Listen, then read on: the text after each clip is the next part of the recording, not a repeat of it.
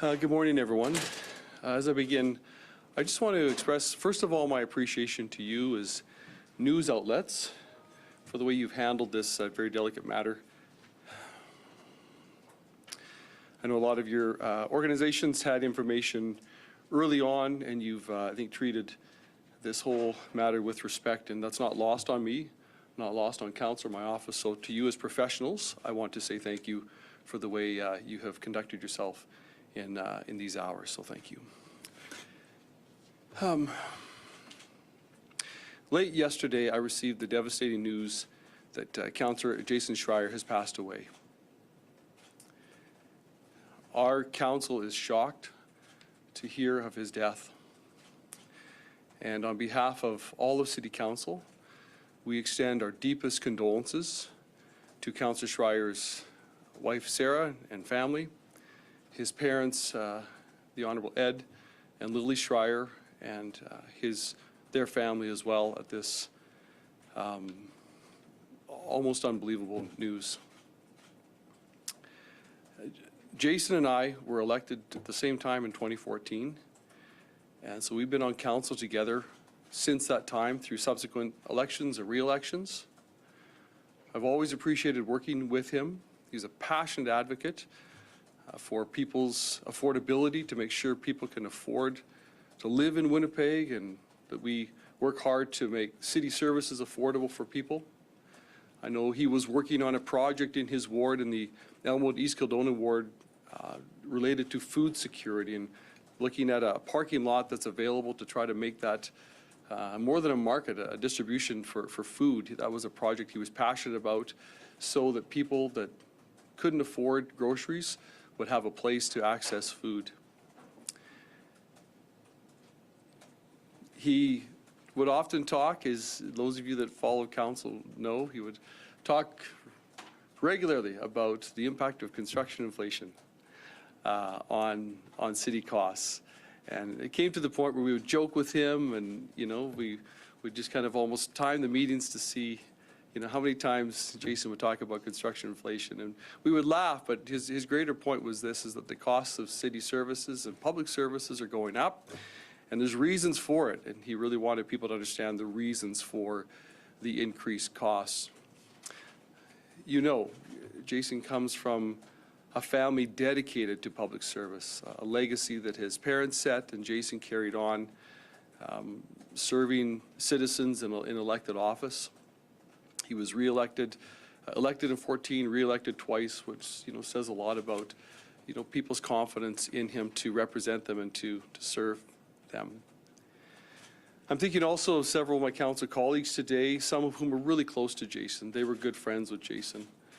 And I'm thinking of Councillors Edie and Wyatt, Sharma, Allard, especially at this time, who were friends with him. Outside of City Hall, he was fun, a lot of fun, creative. We put in the statement intentionally, he was often the first one to grab a mic at karaoke and sing, and he could sing. He had a great voice. I remember when we got elected in 2014 in the fall, in October, I think the next month was, it was the United Firefighters dinner. And so, we're all newly elected, and it's exciting, and meeting people for the first time and going to one of these big events for us for the first time. And at the end of the night, the Danny Kramer band got up to sing, and I looked up, and Jason Schreyer, Councillor Jason Schreyer, was at the mic just belting it out. And it was remarkable. He was so good. I was mortified. I thought, is this even allowed? Can we do this as council members? Are we expected to do this as council members? I'll never forget that moment. But he would sing at Folklorama on a regular basis. He could speak and sing in multiple languages. He was a very talented individual, and so he is absolutely going to be deeply missed. We are going to be doing all we can to honor his legacy. I've committed the resources of my office. Other councillors have committed their resources as well to help his assistant, his executive assistant right now, to continue on the work of the office and the ward office. So we're going to, support Chris in the office of the Elmwood East Kildonan Ward with our staff and support or whatever they need at this time. There's one or two other things I was going to say, but I don't remember at this time. Maybe I'll just open it to questions, okay? Cameron? Yeah. We just wanted to confirm a few of the details about Jason. How old was he? I believe Jason and I are the same age. I think, according to, I asked Councillor Eady, he said he's 57. We're both the same age. Yeah. I think it's around that age, so I don't know if he's turning 57 or just turned 57, but he's right in that age. And how many kids did he have? I believe, I think he had 2 children, 2 stepchildren. Yeah. How old they are? One's a teenager and one's in their 20s. I believe I have that information correct. But, yeah, thank you. I guess obviously there's a change in council that's avoidable in this. Is there any note of when that will be decided or a next step on this? Yeah, not at this point. Yeah, all the you know, appointments that Councillor Schreyer was involved in and committees he sat on and vacancies this will create, those will all be dealt with in the future here in the coming weeks. Yeah. As far as a by-election, there's All not coming really weeks, clear yeah. details So on soon, that yeah, either yeah, at all- this point? yeah. Okay. That's all to come. I want to say thank you to our clerks as well, Mr. Carlos Gamera. You know, when a tragedy like this happens, people mobilize quickly. My chief of staff and our clerk and Councillor Sharma is the speaker. We're here till late last night, calling all council members and trying to arrange some immediate next steps. And which is why today's council meeting was adjourned until Friday to give us just some time to, you know, get our meeting ready. And it was just really unfair to councillors to ask them to meet today, and it would be, I think, disrespectful to Jason. And right after our brief meeting this morning, all of the councillors gathered in my office, and we talked about Jason. We laughed, we cried.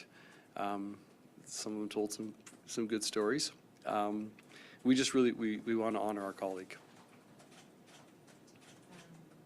You are able to say when this happened? I don't have the details on that. I got a notice late yesterday, but I don't, other than that, I don't know the details. No. Others? In terms of his ward office and the work that's going to continue on, like what work needs to be done to keep the office going until a replacement can be chosen? Right. It's the executive assistants that councillors have are remarkable people. I mean that. I served as a councillor for 8 years and had executive assistants. The number of calls and emails that they get dealing with ward residents' questions, issues, concerns, it's a remarkable workload. And so Councillor Schreyer's assistant, Chris Hurley, has been at City Hall for a long time. He served for multiple councillors. He's excellent in his work, but it's a big burden. And so we just want to make sure that he's not left alone. We are going to make sure he's not left alone. And as I said, my office will provide supports if necessary. Other councillors immediately stepped up. Other EAs will step up as well. I want to commend the executive assistants in the councillor's offices and my staff too. The city councillors, executive assistants, they're almost their own kind of group. They step in and help one another on a regular basis. It's a remarkable team that the people of Winnipeg maybe never see, but do great work on their behalf, and that's the executive assistants. When was the last time there was a death of a city councillor? Has this ever happened before? I think it was Bill Clement, the late Bill Clement, and before him, Brenda Leipzig. I don't remember the year that Bill Clement passed, but some of you in this room would, so yeah. 2010? Okay, thank you. I don't, yeah, so. Yes, go ahead. Forgive me for asking, Mayor, but do we have any indication what may have led to Councillor Schreyer's death? No, I don't have any information on that, no. You talked about this a little bit earlier, but thoughts, if there are other thoughts just on his contributions to council and to his ward? A couple things that Councillor Schreyer committee, councillors really get to choose, as mayor, I get to choose who the chairs of the committees are, but councillors really take it upon themselves to sign up for the committees they want to be on. And often it's those committees, they choose those committees based on their values and priorities. And so Councillor Schreyer consistently, I mean, he was the chair of the food committee. Again, food security being a priority for him, wanting to make sure people in this city, especially in the, areas that are maybe where there's some, we call them food deserts now, want to make sure people have access to food. The climate and environment, water and waste committee, water, waste and environment committee is always important to him. Make the council would have policy and act on policy related to protecting our climate was something he talked about on a regular basis. He served on the finance committee when I was chair for several years, again, trying to understand, and not just understand, but trying to communicate to the public the reason why costs go up and what we're doing to, as a council, to mitigate the increase in costs, to be good stewards of the public purse. Those are matters that are always important to him. So you would often see him doing the work on those committees and asking the hard questions and following up. And you mentioned just earlier, and I was curious, I don't know a lot about it yet, but the food security project he was working on in a parking lot? Do you know how that would have worked? Was this sort of a food bank or a? No, I don't have the details on that. You know, one of the councillors, Councillor Eady would have known more details on that. Councillor Brawadi maybe as well. I know Councillor Brawadi and Councillor Schreyer were working on I think a spray park together as well. So again, he's the kind of councillor that would be working with others. He had good friends on council, but always willing to collaborate.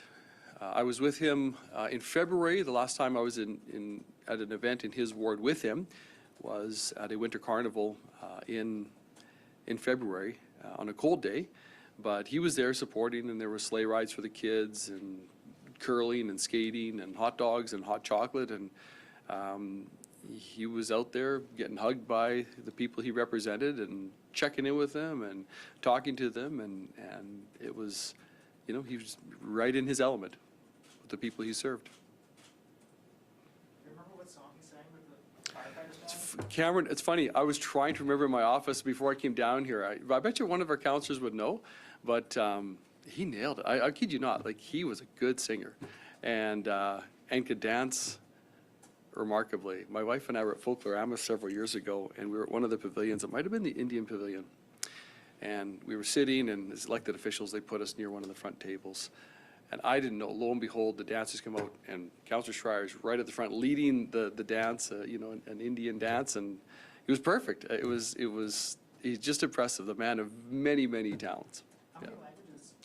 I don't know. I know he spoke French for sure, and some Spanish, but he could, I was talking to his father just this morning, where he was reminding me that he could sing in multiple languages, so he at least knew a few songs in other languages that he could sing and participate in cultural events. Yeah. Just, I expressed my condolences on behalf of all of council to, Mr. Schreyer and his family. They're devastated. Maybe I'll just leave it at that. They're devastated. I said, I offer support to anything I can do from my office, we can do as a council to support his family at this time. We want to do that, and so I made sure he's got my cell number, my chief of staff cell number that he can call anytime, and I'll be reaching out in the coming days just to check in as well. Okay? All right. Thank you, everyone.